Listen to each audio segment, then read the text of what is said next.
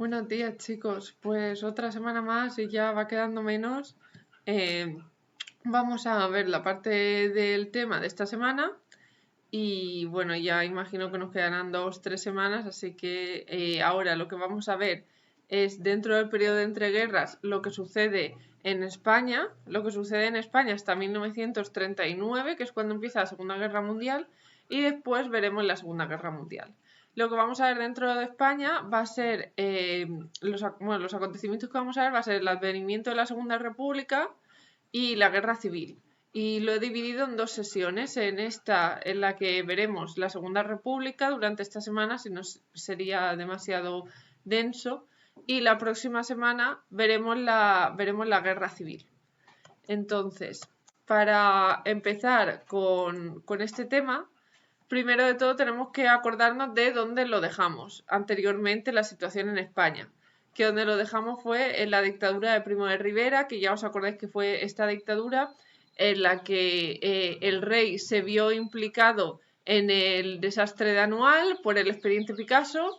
Entonces el rey, igual que la alta jerarquía militar, tienen miedo de lo que pueda sucederles o de que haya un movimiento republicano muy fuerte, así que el rey lo que decide es apoyar el golpe de Estado que da Primo de Rivera. Se disuelven las cortes, se prohíben todo tipo de partidos políticos y Primo de Rivera ejerce una dictadura con la anuencia del rey. Una vez esta dictadura, por la coyuntura internacional y tal, su imagen va cayendo un poco en desgracia. Lo que intenta el rey es, con lo que se llamó la dicta blanda de Dámaso Berenguer, lo que intenta el rey es volver de la dictadura a esta especie de constitucionalismo que existía durante su reinado previo a la dictadura de Primo de Rivera. Lo que pasa es que la sociedad ya no estaba por la labor, ya la monarquía, su imagen había caído muy en desgracia. Entonces la gente se va a rebelar porque van a asociar la monarquía a corrupción. Y en este caso, en la monarquía de los Borbones, previa a la Guerra Civil, sí que es cierto que había muchísimos casos de corrupción, como ahora veremos algunos de ellos. Bien, pues en 1931 se convocaron elecciones municipales y claro, estas elecciones fueron entendidas por la población como un plebiscito. Un plebiscito es una consulta que se lanza a la población si están de acuerdo con algo o no, ¿vale? Entonces, ellos lo interpretan como un plebiscito, entonces empiezan a votar en muchísimos municipios de forma más o menos mayoritaria a partidos de opción republicana.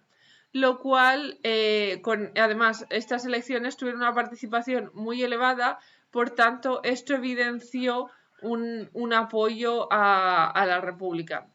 Entonces, dados los resultados electorales y como existían tantas manifestaciones, ya era un hecho de que la gente quería la República, porque en este momento no solamente las izquierdas querían la República, sino también las derechas. La República era una opción que veían viable para continuar el camino de España lejos de la corrupción monárquica. Entonces, el rey lo que decide hacer es renunciar a su potestad real y se marcha al exilio. Entonces, una vez marcha al exilio, con esto se proclama la Segunda República y es un movimiento, se consiguió con un movimiento social, porque siempre se ha dicho que la República se proclama sin que se dé la Segunda República se proclama sin que haya ningún solo tiro, es decir, sale todo desde una manifestación social. ¿Vale? Es un movimiento que va de abajo a arriba, desde el pueblo hasta el gobierno. Y como veis aquí, tanto izquierdas como derechas ven el advenimiento de la República con mucho entusiasmo. Incluso el diario de La Voz abre con la cabecera de Viva la República, y ya como un nuevo régimen puro e inmaculado, un poco para que veáis cómo se veía este advenimiento de la República, donde no habría monarquía, etc. Y bueno, estas son algunas imágenes aquí en Elche cuando se proclama la Segunda República, y esta imagen icónica que muchos de vosotros conocéis. Bien, una vez se proclama la Segunda República, este periodo se va a dividir en varios, se va a subdividir en varias etapas. Primero de todo, la Segunda República es considerado el momento en el que más avances, sobre todo a nivel social y económico, aunque también político, se logró para España, porque por primera vez, como veremos, se democratiza el sistema. De hecho, nuestra constitución actual, que ya lo veremos, bebe bastante de la constitución de la Segunda República. Entonces, y esto es importante porque España a lo largo del siglo XIX hizo muchísimas constituciones. Entonces, ahora el hecho de que la constitución actual se base en esa nos habla un poco de los grandes índices de democratización que tuvo la Segunda República. Entonces, en estas etapas en las que se subdivide, tenemos primero la del gobierno provisional y las cortes constituyentes. Se llaman cortes constituyentes porque son las encargadas de hacer una constitución. Y cuando empieza la República, primero hay un gobierno provisional que serán los que se encarguen de hacer las primeras reformas y de conducir el sistema hacia una vía. Entonces, en estas Cortes Constituyentes se va a redactar la Constitución de 1931, que es la que digo, la que más avances sociales, políticos y económicos tiene, y que nuestra Constitución actual se ha reflejado mucho en ella. Es decir, a pesar de que cuando se hace la transición veníamos de una dictadura que se había opuesto a esto, la transición en ese sentido sí que intentó paliar los daños e intentar volver a estos índices de democratización que hubo antes de la dictadura. La segunda etapa es el bienio progresista. Vale, como antes de todo, como vais a ver, los periodos se van a dividir según el partido que gobierne. Cuando gobiernan las izquierdas y las derechas, es decir, se subdividen según las elecciones que hay. Entonces, es una división discutida, pero muchos historiadores la utilizan porque se ve mucho mejor esa transición por etapas y cómo va cambiando el gobierno de una tendencia a la otra. Entonces, el bienio progresista será cuando después de las elecciones de 1931 salgan elegidos partidos de izquierda y centroizquierda, y estos partidos se van a encargar de redactar también esta primera constitución y de llevar a cabo unas reformas que nunca se habían visto en España, porque le van a quitar muchísimo poder a los caciques, a la oligarquía, y algo que fue muy discutido, que ya veremos, que fue separar un poco a la Iglesia de la política, que sabéis que en España la Iglesia y la política tenían muchísima fuerza. Recordamos que la Inquisición no se abolió hasta casi mediados del siglo XIX, es decir, que por lo menos hasta 1837 la Inquisición siguió en España, lo cual dice bastante del gran poder que tenía la Iglesia en España. Bien, después en las siguientes elecciones se inicia lo que se llama el bienio conservador, o algunos historiadores han llamado el bienio negro. En este bienio conservador las derechas ganan, pero hay historiadores que lo han llamado el bienio negro porque en este periodo fue un poco estéril, en el sentido de que no introdujeron reformas, sino que lo que querían, como dijo el propio Gil Robles, que era un dirigente de los partidos de derechas, era destruir esta república desde dentro. Por eso muchos historiadores lo han llamado el bienio negro. Y finalmente, en 1936 se vuelven a convocar elecciones por unos procesos que ya veremos, y la izquierda se decide presentar unida lo que se conoce como el Frente Popular. Ganaron las elecciones por un estrecho margen y comienzan a gobernar, pero van a empezar a gobernar en un momento en el que ya el clima social está muy crispado por estos bandazos que ha habido, que ya iremos viendo, y conducirá a una guerra civil. Por tanto, en estas etapas vamos a ver cómo pasamos de un entusiasmo enorme por el advenimiento de la Segunda República, como vemos aquí, que estos son celebraciones en la Plaza de Baix, aquí en Elche. Vamos a pasar de un entusiasmo enorme porque llegue la Segunda República a un periodo de crispación social que nos va a conducir a la guerra civil, como ya veremos, y por el juego que utilizaron muchas vertientes políticas. Bien, pues el primer periodo de todo es el de las Cortes Constituyentes. Como he dicho, ganan sobre todo partidos de izquierdas y centroizquierda, así que quien se encarga de hacerlo es un nuevo gobierno republicano socialista, ¿vale? Porque tanto los republicanos de centro como los más socialistas de izquierdas se cargarán de hacer esto. Y pone en marcha reformas que ya eran solicitadas por la población española desde hacía bastantes años. Por un lado, se legalizaron todos los partidos políticos y sindicatos. Recordamos que Primo de Rivera abolió todos los partidos políticos, solamente existía la Unión Patriótica, que era su partido, y solamente un sindicato, que era este sindicato vertical del que ya hablamos.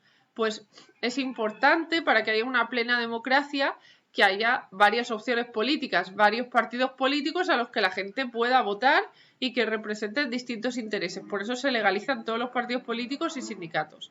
Se concede la amnistía a los presos políticos durante la dictadura de Primo de Rivera, lógicamente, y como tanto Cataluña como el País Vasco son dos sitios donde se desarrolla lo que se conoce como el nacionalismo periférico, por primera vez van a dotar a Cataluña de una Generalitat provisional para su autogobierno, ¿vale? Luego veremos esto cómo evoluciona, pero actualmente también Cataluña tiene una Generalitat y estas ideas también fueron cogidas de la Segunda República. Entre las leyes sociales más importantes, con la reforma laboral de Largo Caballero se llegó a conseguir la jornada de 8 horas de trabajo en España, lo cual fue algo bastante novedoso. Se estableció también un salario mínimo regulado por el Estado, es decir, cierta intervención del Estado en economía, que no hubiese un pleno liberalismo, sino que existiera un salario mínimo con el que nadie pudiera cobrar menos de eso.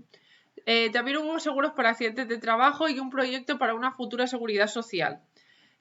Para que la salud no dependiese tanto de la iglesia, los montes de piedad, es decir, antes la medicina tú debías pagarla. ¿Y quién se encargaba de esto? Pues la caridad.